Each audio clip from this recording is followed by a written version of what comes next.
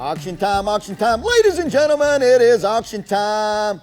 Well, not really today. Today I want to talk to you about how I got on Texas Flip and Move, because I have a lot of questions about it. So let's go ahead and make a video of it, and I want to talk directly to all of the fans and maybe some people who have never seen Texas Flip and Move. Great show, great people, and we have had a blast shooting that show. So a few years back, somewhere around 2014, I get a call. I look at the telephone. It says Hollywood, California. So what do? Hello. I answer the call. Nice young lady on the other end says she's with Quail TV and wants to know, sir, are you a Texas auctioneer? And I said, yes, ma'am, immediately, because I've been licensed as a Texas auctioneer for a number of years, and you never know where your next business is going to come from. So you're always having your resume ready, you're always on your next interview, and I just thought that this was a sales call, and she began to tell me, when I mean a sales call, she was wanting me to sell something in Texas that she owned. So immediately she asked if I was the Texas auctioneer, and I said yes, and she began to tell me what they were doing, and it intrigued me. They were going to shoot a film about Texas house movers and auctioneers, and it's going to be filmed in Fort Worth, Texas. And I said, sure, I'm interested. So we set a date, and she gives me a specific location of where the first film is going to be made, right on Monticello, however that you want to talk about it, right out here in a nice little quaint community in near downtown Fort Worth. And I said, okay. She gives me the date. I said, I will be there. Now, I had a couple of other things going on in my business at that time, which I sell real estate in multiples of states. So I had a bid opening in Fort Lauderdale, Florida. I had to visit some people in Minnesota. I had some other business down through Iowa. So I'm like, okay, I made a plan. I drove all the way to Chicago, Illinois. I got some videos out there about it, and all you got to do is look back and see them. I landed in Chicago, spent the night in Chicago, got up, flew to Florida, flew back to Florida, from Florida to Chicago that same day, got in my truck, drove to Madison, Wisconsin, visited a great friend of mine over in Prairie Farm, Wisconsin, headed back down through Iowa, and you know what? I was right on time to be there at the appointed destination, because they had given me specific instructions, the time and place to be there. And I was rolling into Texas, and I get a telephone call. And they said, hey, you know what? Timing hadn't worked out like we thought it would. Is there any way that you can come and do this next week? And I was like, absolutely. Do whatever that the schedule allows. So I get to thinking again, and all of a sudden, I said, I got a good friend that's doing some business in Roanoke, Virginia. I said, I'll go see Tommy.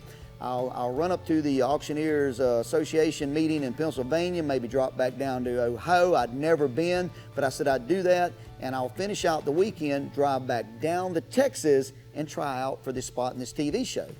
Well, here I go. I struck out. 14 hours later, I am rolling into Virginia, and I get a telephone call. They say, Mr. Jackson. I said, yes, ma'am. I'd already got to know this young lady, so I know the telephone number, know the whole 9 yards by this point. And I said, yes, ma'am, how can I help you?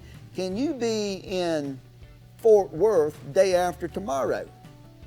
And I'm sitting here thinking, I'm supposed to be there next week.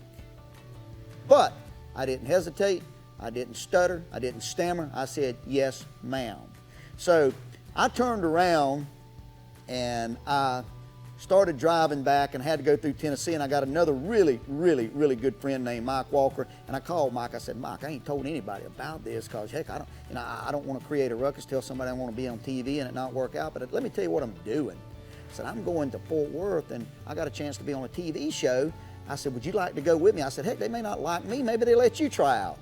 And Mike said, absolutely. He jumps in the truck, I pick him up in Nashville. We shoot off to Fort Worth like a bolt out of a rocket ship, and there we are. We're out here, and we meet cold. It was cold. It was a January day, and it was freezing. So I had on a long trench coat. I had on my black cowboy hat, and I bought me some gloves just because, number one, I was cold, but I felt like I needed to be dressed for the part, and that was all in my plan. So we get to the location and we meet some other people. We met the Snow Sisters. We met Randy Martin. We begin to meet everybody, and this was the exact first day that it all come about. And it was called the sizzle. We're going to create a sizzle, and the producer very informatively told us what was going to happen. It may not ever go anywhere. We take this, we run it up to the networks. The networks say, yeah, we're going to make a TV show, or we're not. And okay, so they say Myers Jackson. They call my name, and I'm looking around. Am I here? Yeah. I'm really fixing to be able to do this. So I took my spot, and it happened just like this. Auction time, ladies and gentlemen, it is auction time. My name is Myers Jackson, and I'm your auctioneer today out here in Lake Worth, Texas. Your bid's mine, but remember, you're buying this house as is, where is, with any and all faults. That means if you go in there and you find an alligator in the attic, he's yours, you gotta keep him. Everybody went to laughing, and it was like, I was like, okay, maybe I'm on to something here. And I remember I was selling the house, and I was in my bid chant, and there was this little boy. I mean, he might have been 5, 6, 7 years old at the most, and he's just looking at me.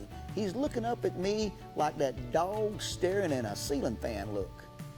And it just come about me. I'm at $45,000. I'm asking $50,000. And I looked down at him. I said, little man, I said, even you can bid $50,000 at today's auction. Would you put your hand in the air just one time and make that happen? And he said, boom. And his mom and dad went crazy. It was like, oh, and the cameras went boom. And after it was all over with, Greg, the producer, walks up to me. He says, Myers, he says, can you make that happen 26 more times? And I said, you know, I've been making up sayings since the 3rd grade. I can make this happen. And lo and behold, that was our first sizzle. Got the part on Texas Flip and Move. I appreciate Mike going out there. He give me 1,000% emotional support, and has ever since that we've started this.